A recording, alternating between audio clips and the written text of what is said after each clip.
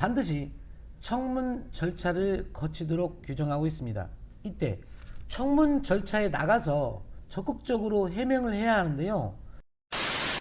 안녕하세요. 공인중개사 전주부동산 닥터입니다. 개정 농지법 시행으로 농지 이용 실태 조사와 농지의 관리 체계가 촘촘해지면서 농지법 위반으로 적발되는 사례가 점점 늘어나고 있습니다. 직전 영상 농지법 위반 피하는 방법 3편 농지법의 농업인 자격에서 농지법에서 규정하고 있는 농업인의 자격이 그렇게 까다롭지 않기 때문에 농업인 자격을 갖추고 작용을 하면 농지법 위반으로 적발될까 고민할 필요 없다고 했습니다. 그런데 농지법의 작용과 위탁경영의 개념을 이해하지 못해 청문 절차 과정에서 낭패를 보는 일이 발생하고 있습니다. 따라서 이번 영상은 농지법의 작용에 대한 정확한 개념과 농지의 위탁경영은 어떤 차이가 있는 것이고 또한 이것을 왜 구분하는 것이 중요한 것인지 살펴보도록 하겠습니다. 구독과 좋아요는 영상 제작에 많은 힘이 되고 있습니다. 구독과 좋아요 부탁드리며 오늘 영상 시작하겠습니다.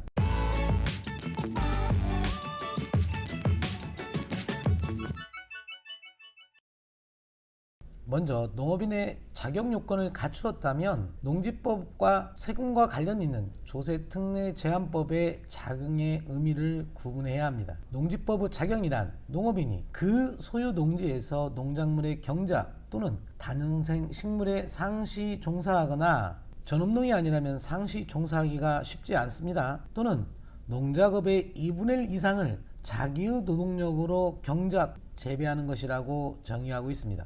조세특례제한법 시행령 제66조는 자격농지에 대한 양도소득세 감면 관련 내용을 규정하고 있는데요. 제13항에서 직접 경작이란 다음 각호 어느 하나에 해당하는 것을 말한다 라고 하면서 1호에서는 거주자가 그 소유 농지에서 농작물의 경작, 다년생 식물 재배에 상시 종사하는 것, 2호는 거주자가 그 소유 농지에서 농작업의 2분의 1 이상을 자기의 노동력에 의하여 경작 또는 재배하는 것이라고 규정하고 있습니다.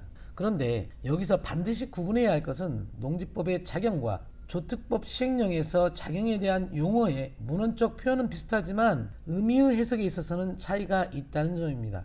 다시 양도소득세와 관련 있는 농지 사업용 비사업용 판정이나 8년 이상 제촌 작용에 따른 양도소득세 1년에 1억 원 감면 작용의 의미가 다르다는 점입니다. 양도소득세와 관련 있는 조특법 시행령에서 비사업용 토지란 토지의 지목에 맞게 사용했느냐 여부를 판정하는 것인데요.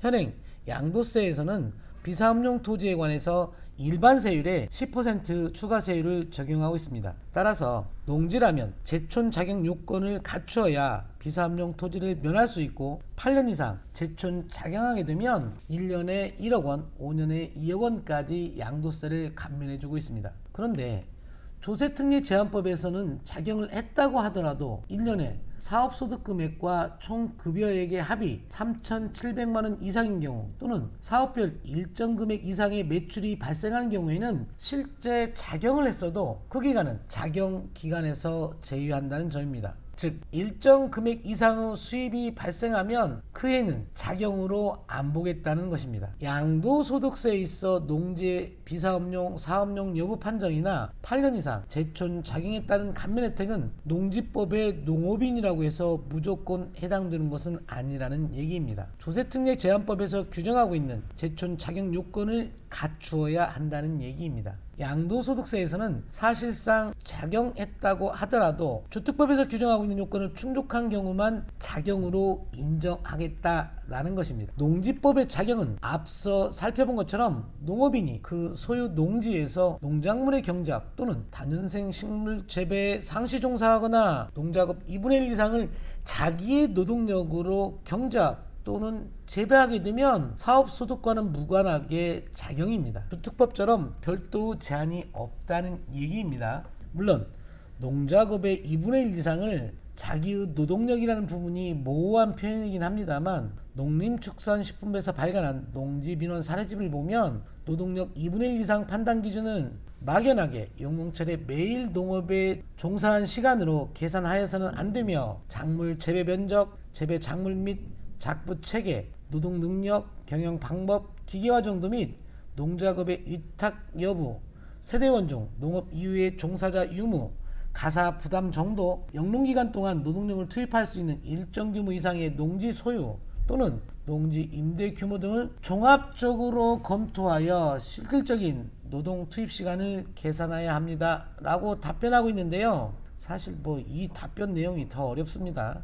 불특정 다수가 왕래하는 유튜브에서 이렇게 말씀드리는 것이 합당한 표현인지는 모르겠습니다만, 양도세 감면을 신청하거나 농업인 자격을 갖춰 농업인 주택을 설치하려는 경우에는 노동력 2분의 1 이상이라는 부분을 일정 금액의 소득이나 직업 등을 종합적으로 판단해서 면밀하게 따져보고 있습니다. 하지만 농지법 위반 관련해서 자격 여부 판단을 세금 감면처럼 타이트하게 하고 있을까요? 재배작물이 무엇이냐에 따라 직장인이라고 하더라도 해당 농작업의 2분의 1 이상만 자기의 노동력을 투입하면 되는 것입니다. 따라서 농지법에 농업인 자격을 갖추고 작용하면 농지법 위반은 아니라는 얘기를 하고 있는 것입니다. 하여튼 작용의 의미를 세금과 관련 있는 소득법과는 구분해서 생각하자는 것입니다. 정리하면 농지를 신규 취득하는 경우에는 농지 취득 자격증명 심사 요건에 농지 소재지와 농지를 취득하는 자의 거주지와 거리, 즉 영농거리를 본다고 했습니다. 하지만 이미 농지를 소유하고 있다면 농지법의 농업인 자격 요건에서는 농지 소재지와 농지 소유자의 동일 시군구 또는 연접 시군구이거나 직선거리 30km 이내라는 제촌 요건에 대한 별도 규정이 없기 때문에 직전 영상에서 설명한 농지법에 농업인 자격을 갖추고 소유농지에서 농작업의 2분의 1 이상만 자기 노동력을 투입하면 농지법 위반으로 처분명령이나 이행강제금 부과받을 일은 없다는 것입니다. 그런데 자경과 농지 위탁경영의 개념은 명확하게 구분하고 있어야 합니다.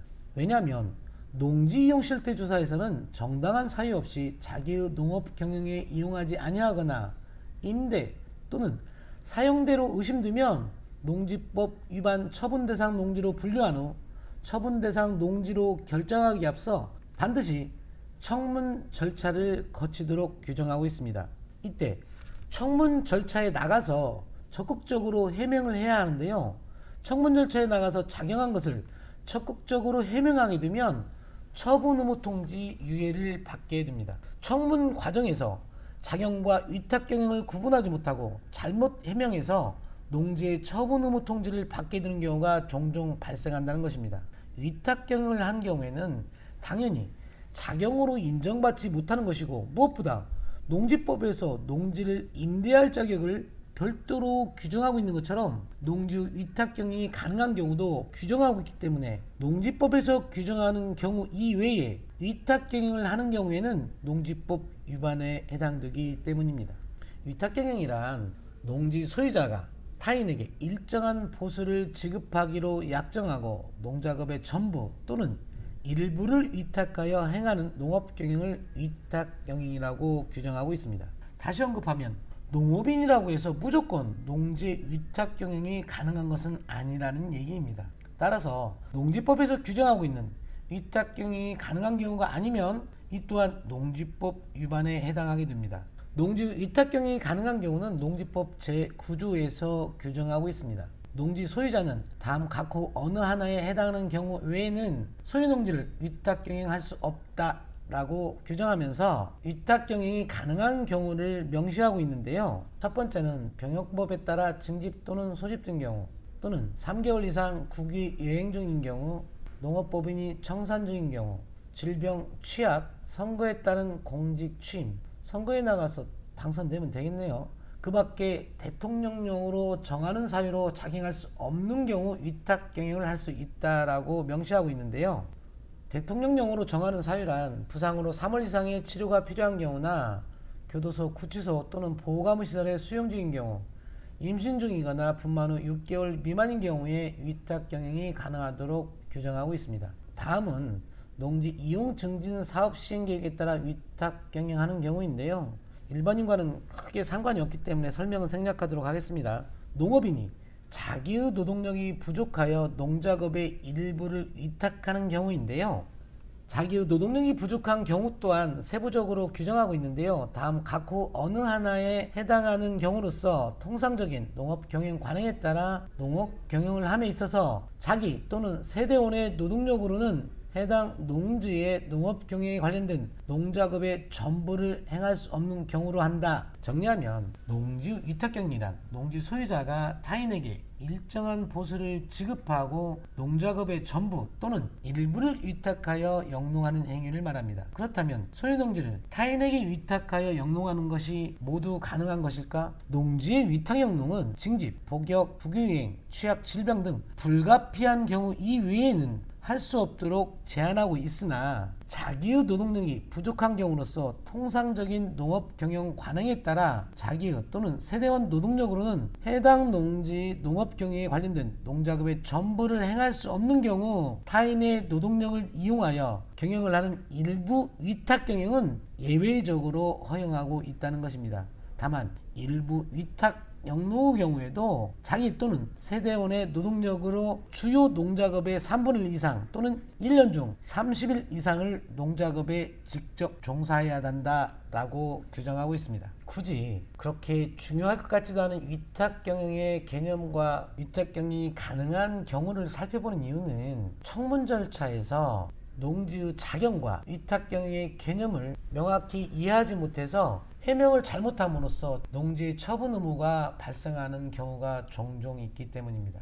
농지 관련 영상을 시청하시면서 농지를 투기하라는 것이냐라고 의구심을 갖는 분도 계실 텐데요. 자본주의 사회에서 투자와 투기의 개념도 모호합니다만 결코 농지를 투기하라는 것은 아닙니다. 2021년 8월 17일 개정농지법 시행 이전에도 농지 이용 실태 조사는 있었습니다. 하지만 그동안에는 요식행위 정도였고 불법 전용의 경우가 아니라면 설사 농지법에 저촉된다고 하더라도 대부분 관행처럼 묵인되어 왔던 것이 사실입니다. 그런데 개정농지법 시행으로 농지 이용 실태 조사나 농지의 임대차 신고가 의무화되어 농지 관리 체계 또한 강화되었습니다. 어디 그뿐인가요?